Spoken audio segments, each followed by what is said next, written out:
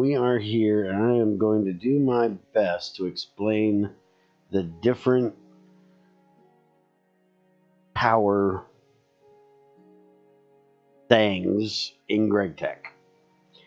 So if you look into a machine GUI, like say we look up copper here, if I could actually spell, which we all know I can't.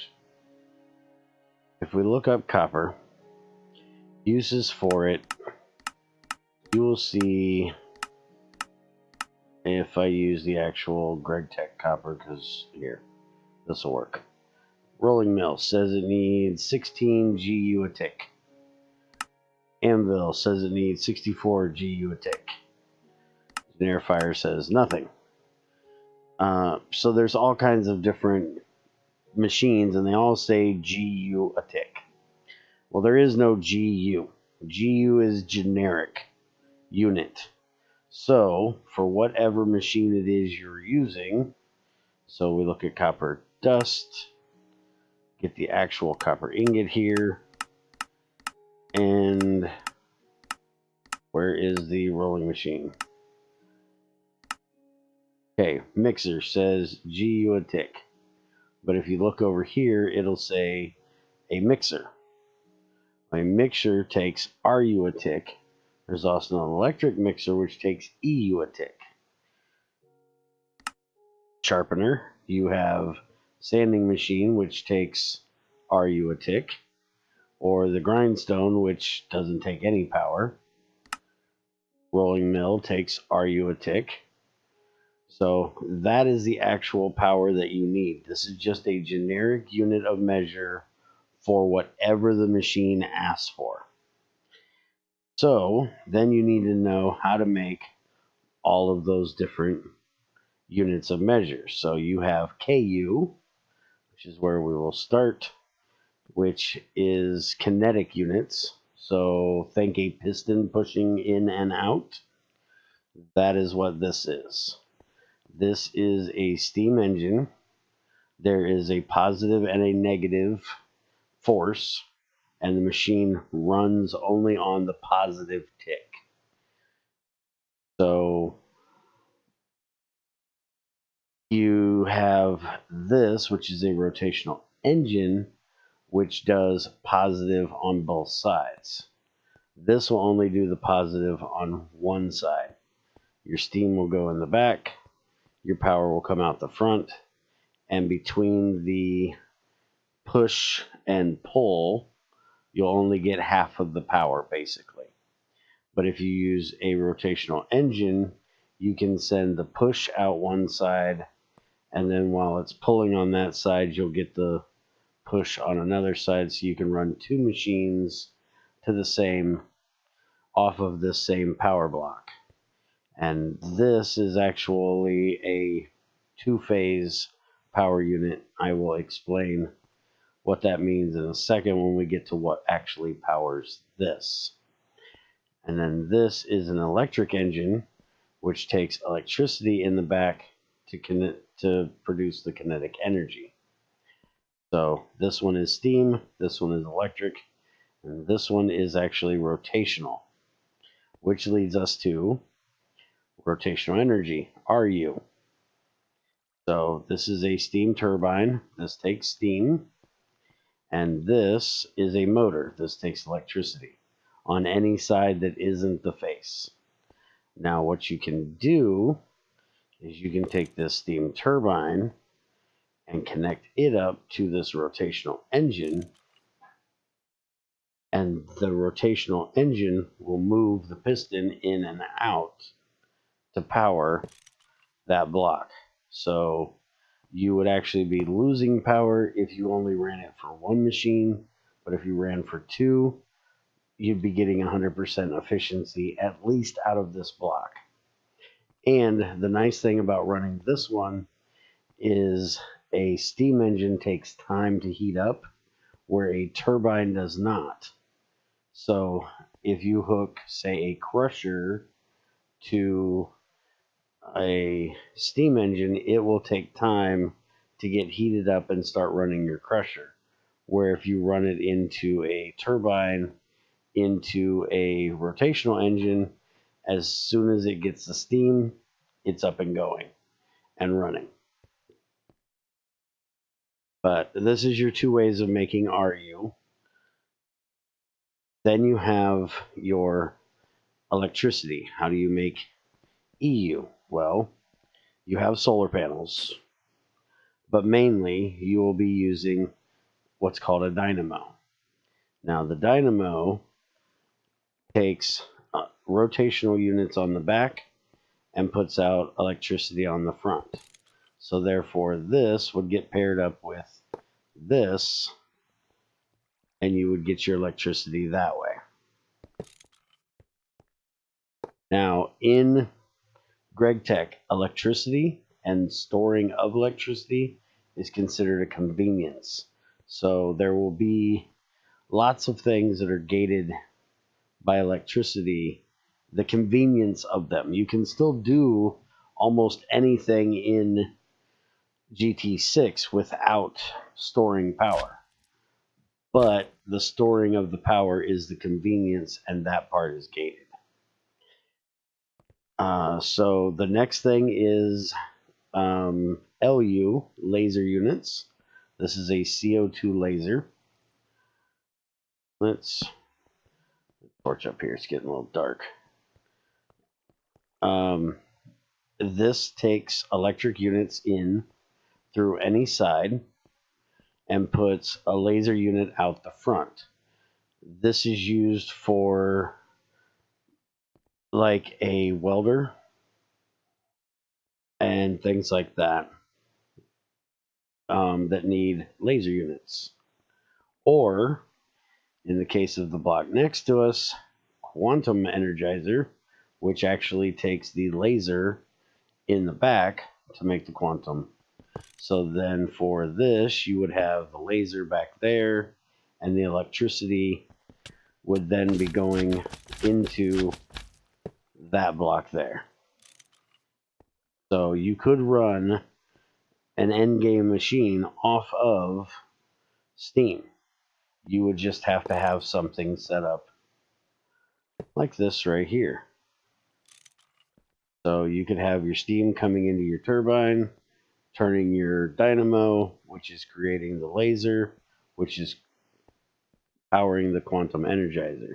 Now, there's one caveat to that, which I get to, which is that every level of that you go, every conversion you make, there will be loss. And a lot of them are 50% loss. So if we look at Steam, and we look at the steam engine, different steam engines have different efficiencies. So you'll see their energy in for the steel one is 32 to 128 steam a tick, which will give you out 8 to 32 KU a tick. For steam turbines, we'll look at bronze here.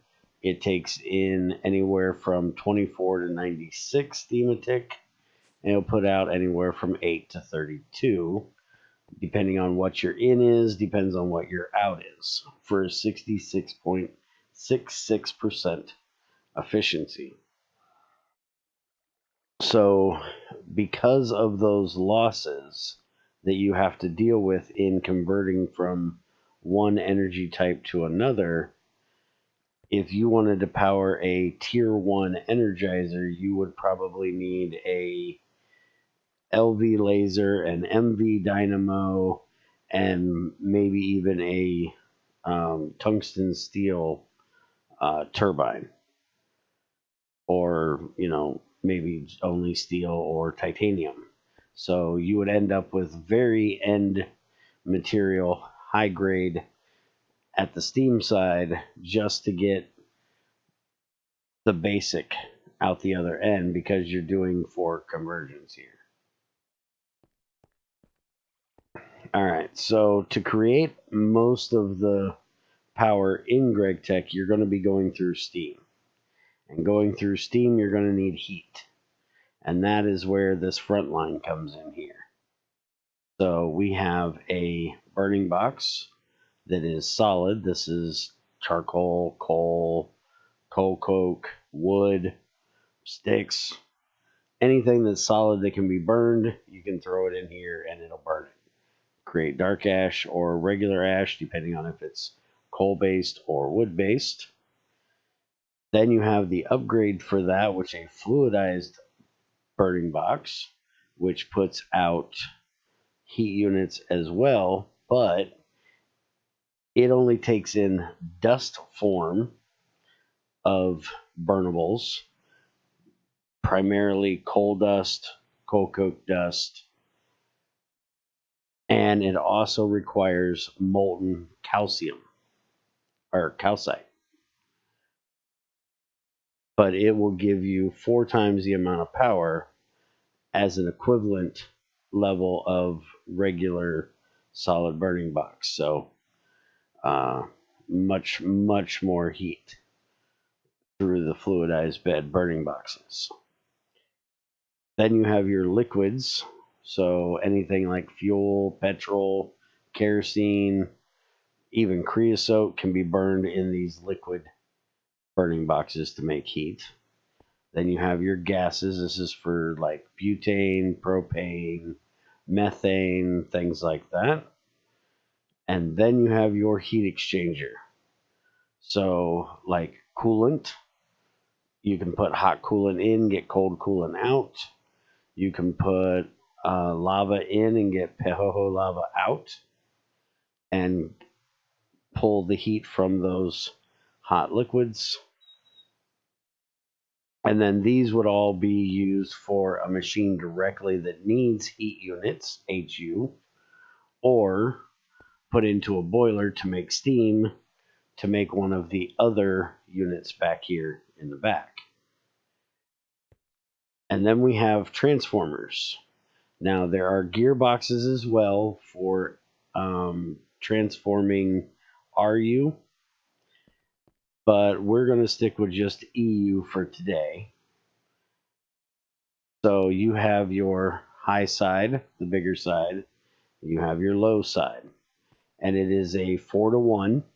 So 4 amps of a lower tier will make 1 amp of a higher tier, or if you use a monkey wrench and switch it,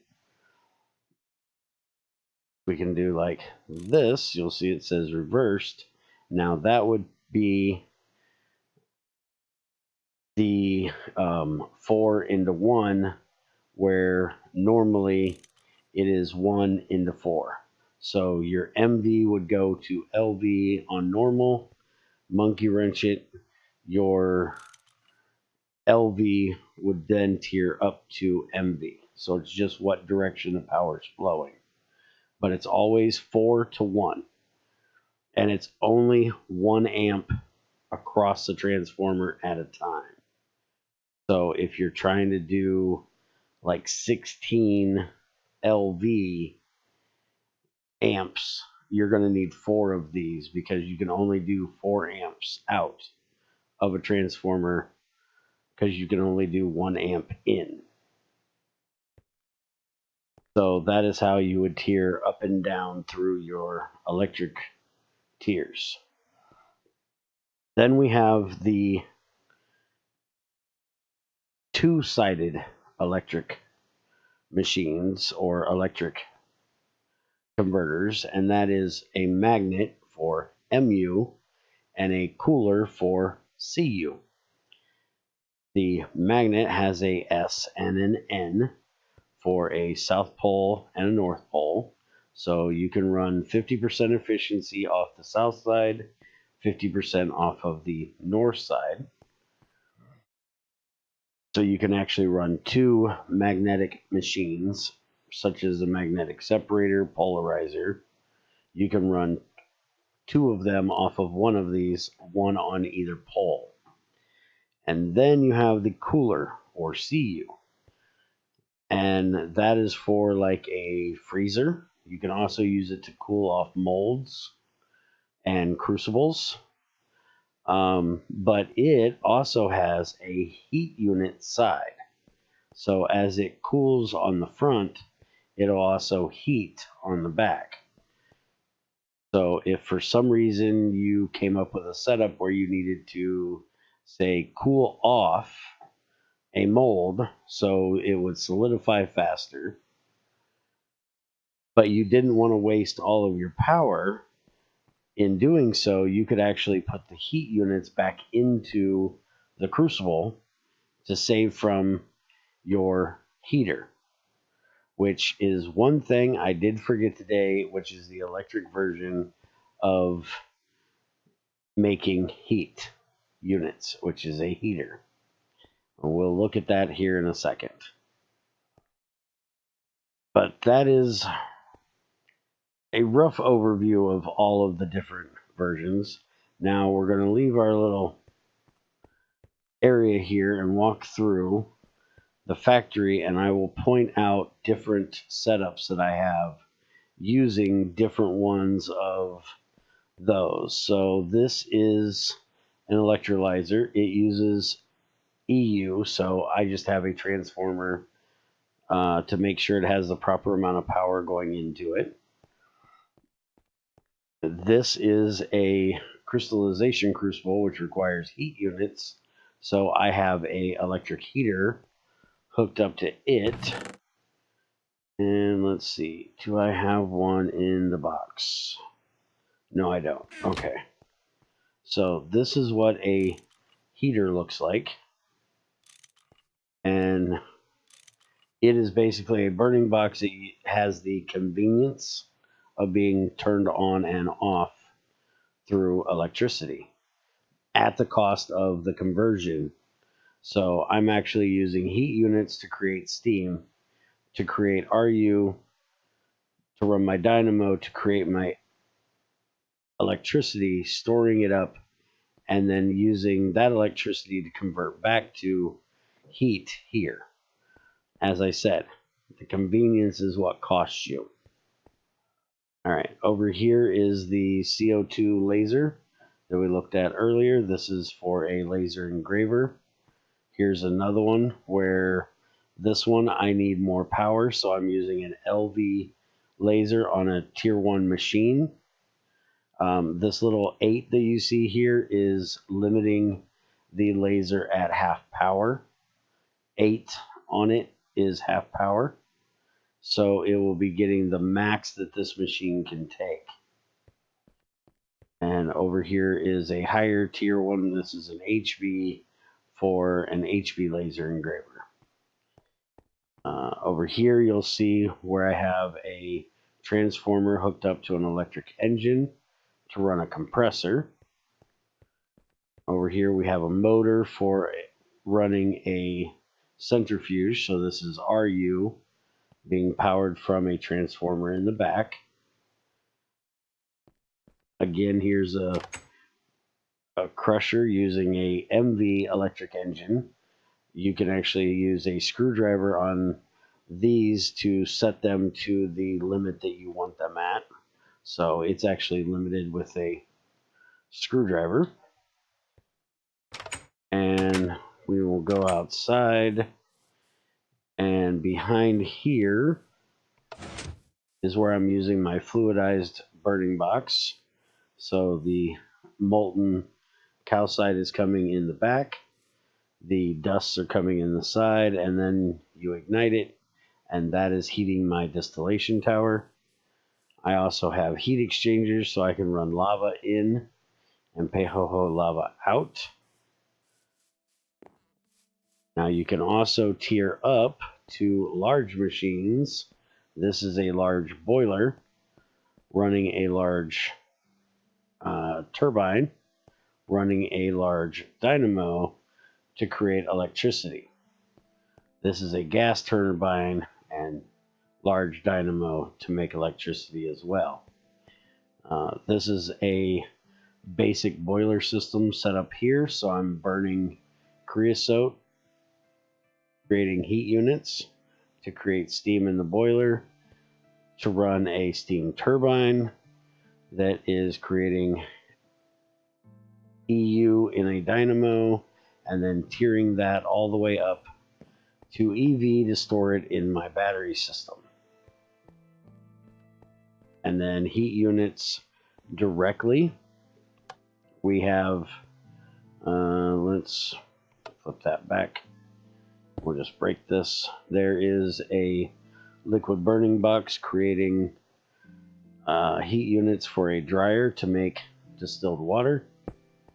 And then in here we have our matter replicator, which is using a quantum energizer being powered by a CO2 laser, which is getting its power from transformers transformed down from EV to LV to power the replicator to make the osmium.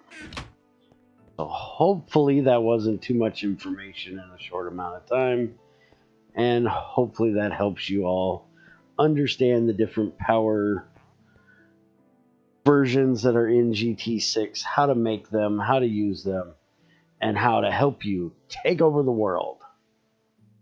Have a good one.